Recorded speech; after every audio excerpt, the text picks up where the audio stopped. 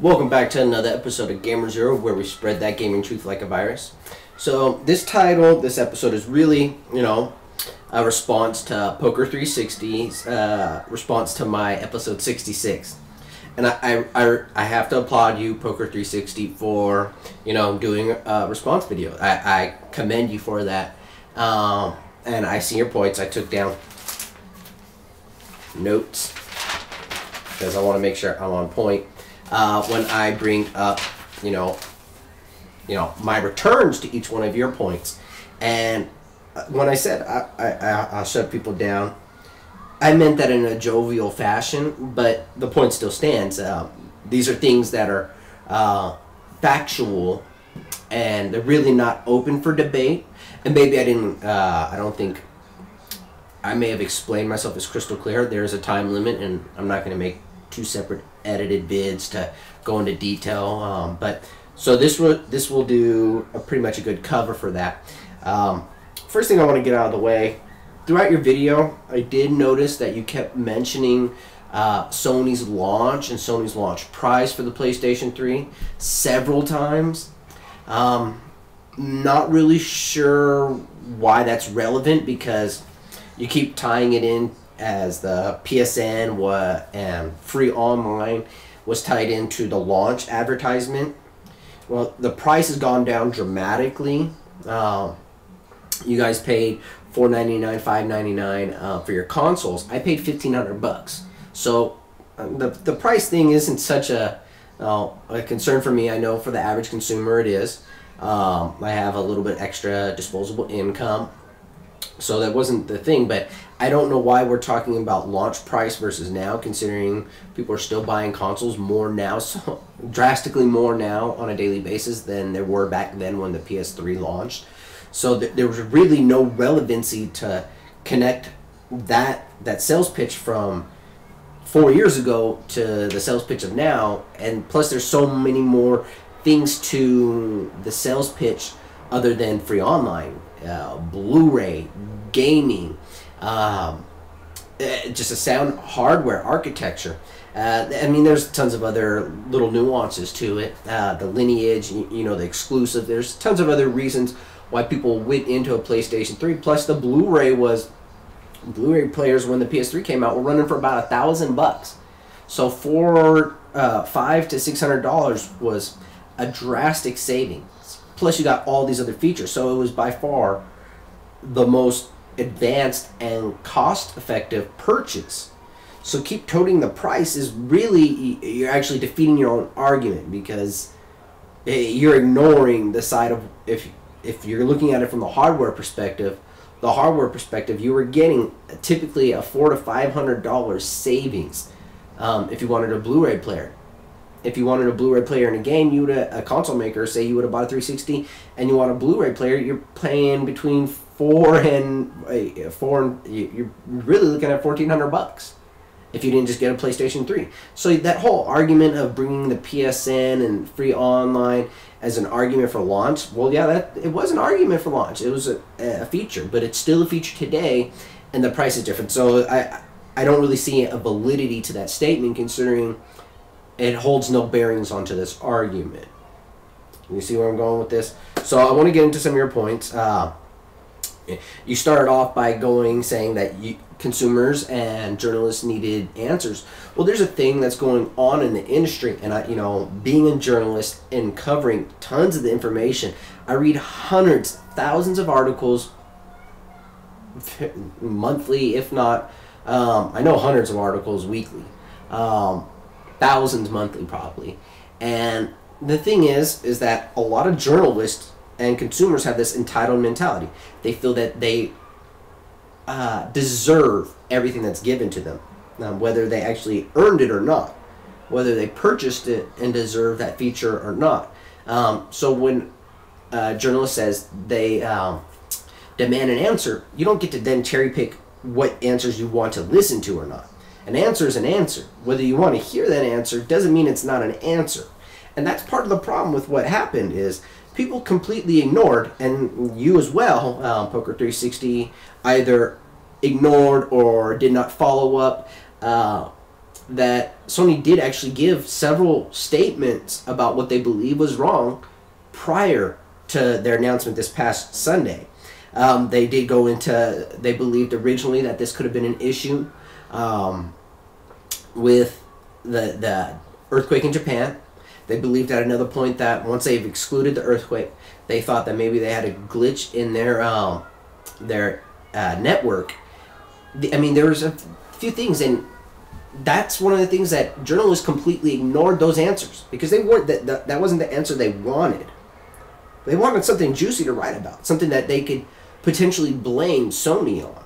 And I say this because they made so much more out of this than what it really is. And I'm going to get into that in a minute, but they're really, people are making a mountain out of a molehill. The press, the Congress, and it's just America that's doing that.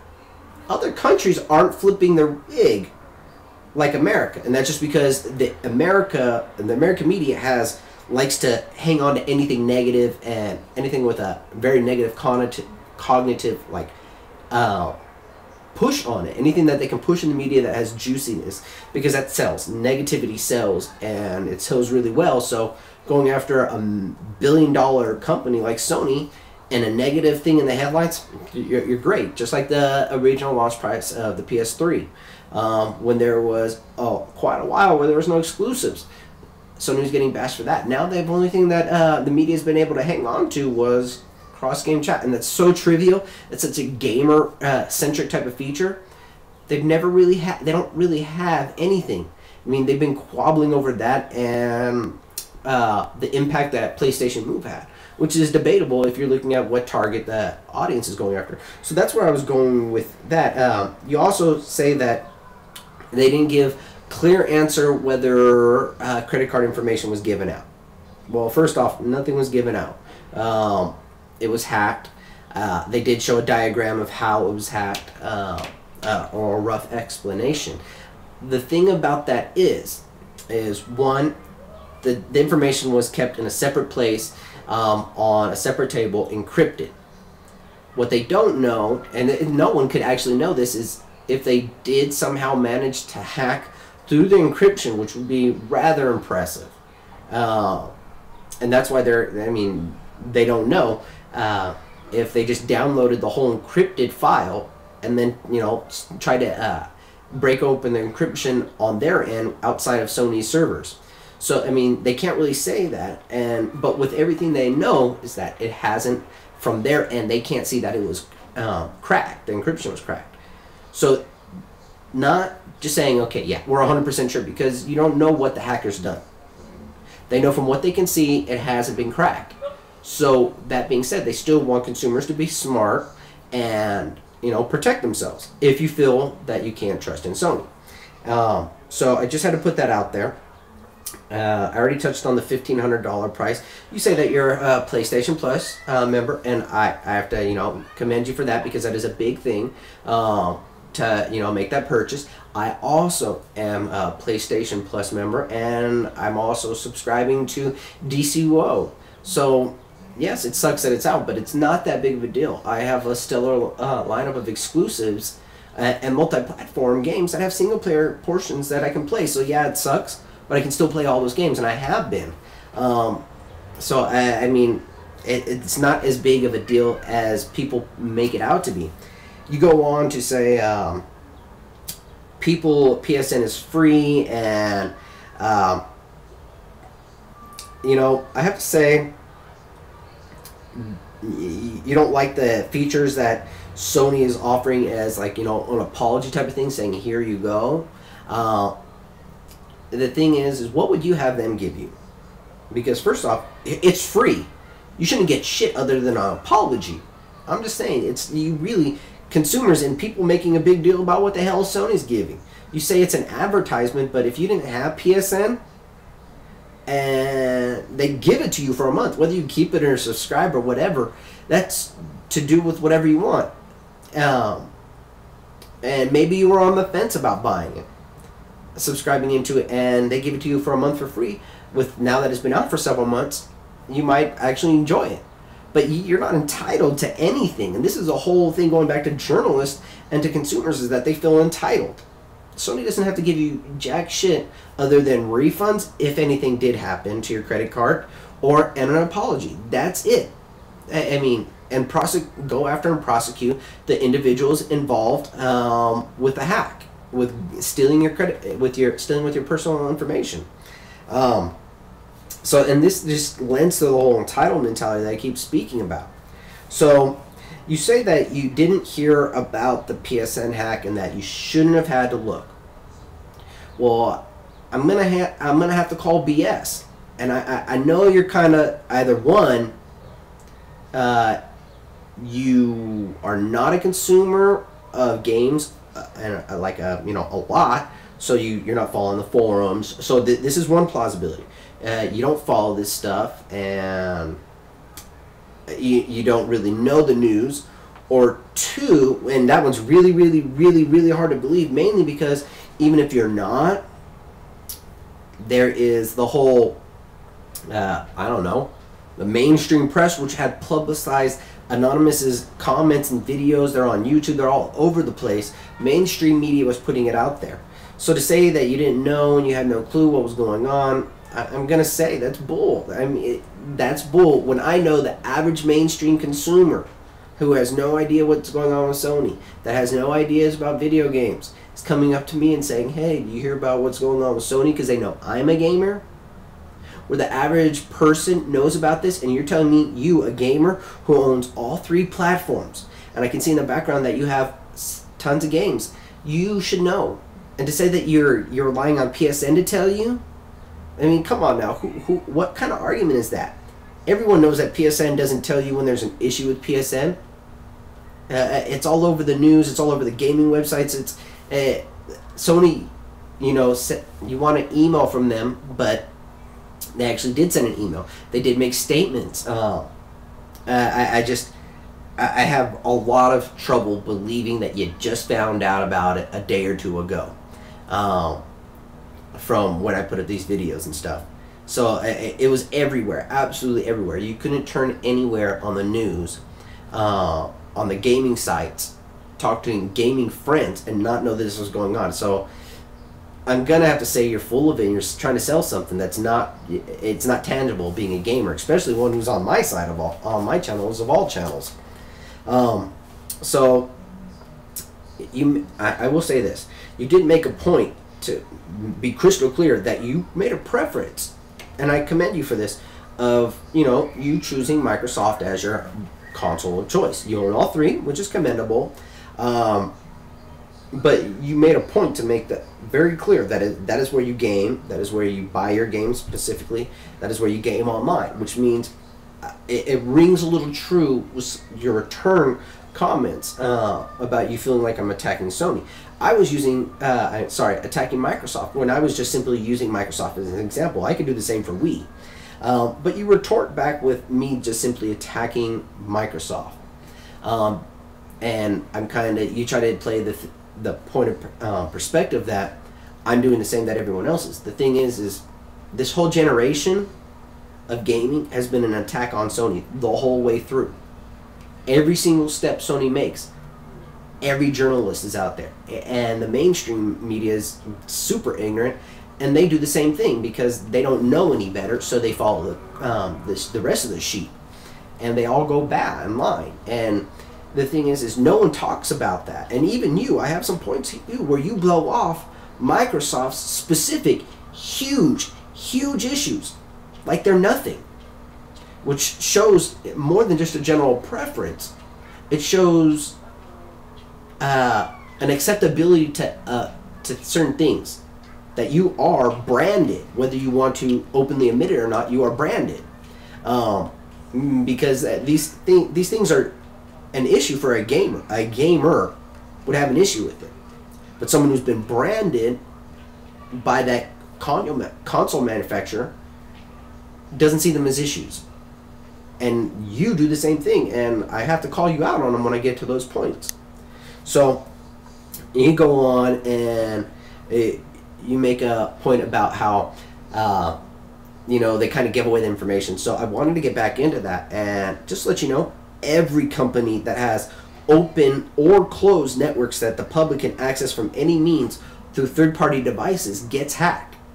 You say you give out your credit card information. Well, just to let you know, if you don't know, Anonymous back in the January, February timeframe turned around and hacked Visa and PayPal. So your credit card companies got hacked. So and they can just as easily get your credit card information where you live. So I want to flip that around because people are going after Sony for this. But where were they talking about Visa, and why is no one saying, oh wow, your credit card information was given out? Shit, Visa and PayPal gave out your information. They didn't give it out, they were hacked. Every company gets hacked. My buddy who works in an IS department, he's a boss in an IS department, every company gets hacked. So to think that your credit card information, your personal information, once you give it out, is safe, it's not. It's really not.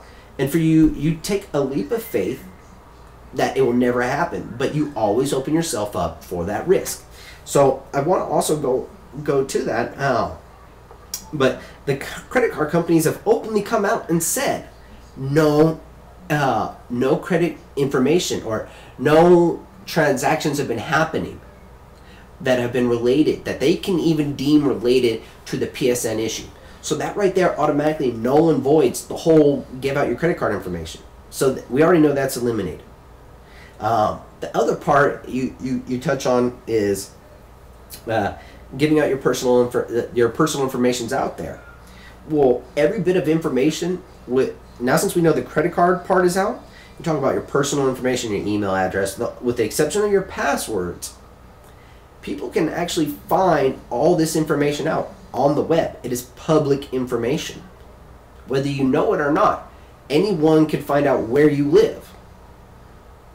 On top of that, there's 77 million accounts. A lot of people have multiple accounts. Sony actually made a statement in their Sunday briefing that in actuality it's actually more like 10 million unique accounts. And that 10 million, they believe it's 10 million uniques.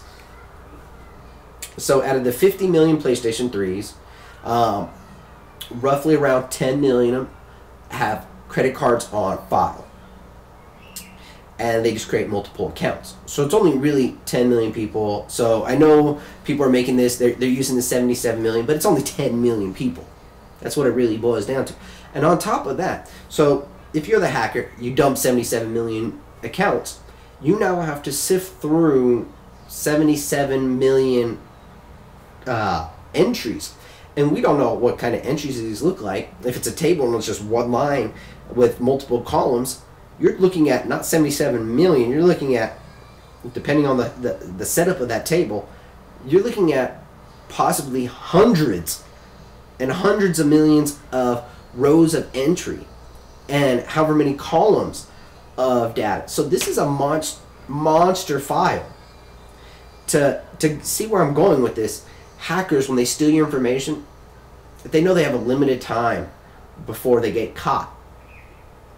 And with something like this, when they know the feds are going to be after them, when they know Homeland Security is going to be after them, back in January, February timeframe, 40 anonymous hackers, the big guys, got busted by the feds and are in federal custody. So these hackers know that they got a limited amount of time before the man catches up with them. So they have to do something right away with this information. And since nothing's being done, it leads everyone to believe that they're running for their fucking life because they made a mistake and they didn't think it was going to be as big of a deal. As you know, the country has made it. So that's just some other piece I want to put out there. So you go on to the whole argument I put forth with what games people are playing, and out of all the things you put forward is Gears of War 3 beta. Is a game you're playing. A beta. Betas are cool, they're tight, don't get me wrong. But when you come to an argument about exclusives and strong games and, trying to make a point about what games you're playing and you cite a beta, you just completely solidify my argument by doing that. Because you don't actually have a retail game that you're playing a beta. I could beat that horse to death, but you really do prove my point. So I'll just move on with that. So I wanted to get into the issues that when I said you were branded by Microsoft. Sorry, my voice kind of raised up a little bit for a second and a weird inflection. But you blow off the fact that you said you had not 1, not 2, not 3, not 4, but 5 red rings of death. 5 failed Microsoft consoles. So each one of those times, you're without a console for a week, maybe a week on end, maybe 2 weeks between you getting a new console. So that's several months worth of not having a console, and you blow it off like it's no big deal. Yeah, you say it's frustrating, but it's so passive that you've acclimated to having damaged, failed hardware. That's acceptable for you by now. At this point in gaming, you've gone so done, and you keep. I'm sure if you had another failed Xbox, you'd buy another one. You replace it. That's okay with you. It's not. It's not okay for gaming. You'd have to keep replacing your hardware. You buy it. You should be able to go the majority of its retail shelf life without ever having to replace it, unless you accidentally damage it by some means. Maybe once in the hardware life cycle should you have to replace it because of faulty hardware. Not 5 times. And especially not in 5 years of the console's launch. On average, that means 1 console a year. You don't see a problem with that? I'm a gamer. I've been gaming for over 20 years. That's a big-ass problem. I go on to cite the point that you make about, you easily and casually blow off the fact that Xbox Live was down for periods of time. For over a week. For over 2 weeks. You casually blow that off. That's a paid service. You are paying for that. And you even openly said that, they give me some crappy games. So, again, you blow off Microsoft's fault. These are things that you are just easily just walking. It's no big deal. It's no big deal. I'm just a consumer. It's no big deal. And, it's cool that they expect me to replace my console every year. It's cool that I can pay for a service. They can have it down and then they give me shit I don't really want. Do you see where I'm going with this? You have a branded mentality about the way you look at these games. So, you go on to make a point when I'm talking about sales about how Sony is, dominant in Japan, and, Microsoft is dominant in America. The reality of it is, Sony, okay, those two balance each other out. Sony's completely dominating the 360 in Japan, and in America, Microsoft's dominating Sony. In Europe, it actually is the other way around, where Sony's still on top. So we're going in that direction. But you make a point to say Nintendo's on top on sales. Yeah, right now they are. They have been for a good portion of this generation. But it is really what is called a flash in the pan type of success. Because what we're seeing is they were in first place, and now they are in third place on a weekly basis for sales. Globally, they're not beating Sony or Microsoft in anywhere except for Japan. And they're only beating Microsoft in Japan. Overall, Sony is dominating every Europe, Japan, America, hands down. It is fact.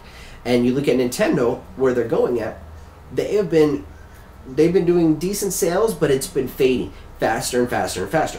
Why do you think Nintendo is rushing to get their Project Cafe 2 out there? And there's a conundrum, and I'll go into it in a different video, with what kind of impact Project Cafe 2 is going to have on the industry. And for Nintendo, will they drop the Wii? Will they keep the Wii and have the Project Cafe as its HD alternative. Will consumers even jump on that? Would you want another console? And I could go into this long debate, but Nintendo knows that they're losing right now because all the other consoles are waiting. They're planning on waiting. Don't even do it. Don't even do it, cat. They are planning on waiting as long as they can, and Sony said 10 years. So if they hold out even 7 to 8 years, in that time frame, they'll have passed Nintendo, both Microsoft and Sony. And in a very short time frame, Sony's going to pass Microsoft. These are facts based on statistics. Nintendo knows this. So they're scrambling to get an alternative out there that they believe will compete with the Sony and the Microsoft. So I just want to throw this out there, and I just again iterate. It wasn't an attack on Microsoft. I was using them as kind of my whipping boy for the show, but I could do the same thing for Nintendo. It just, the thing is that the media has painted a picture throughout this generation of Sony. And as Sony has stepped up their game, the media, instead of praising them for what they're doing, instead of saying, oh, they turned it around, they just don't talk about it. There's a difference between, changing your tune and just when you know that you're wrong now, you just stop talking about it. And then you wait for something to come up to throw something out there, to keep that tune going, to keep that vibe going, to keep the hits coming into your site. And the same thing goes with consumers. So I know I ran on really long for this video, but Poker 360, I commend you for doing response to my episode 66. But at the same time, if you're going to come at a journalist, you got to come prepared with very strong arguments. And I think it's very clear that every one of your arguments, I had not only a solid return, but kind of an end, like there's no room to wiggle and debate on any of those points. Unless you start reaching for stuff that's irrational. So I applaud you, but at the same time, you gotta step your game up. So as always, you guys can follow me on hiphopgamershow.com. On Twitter, it's T_Hill0, or you can game with me on PSN when it's back up. It's T-Hill. All right, I'm out. Peace.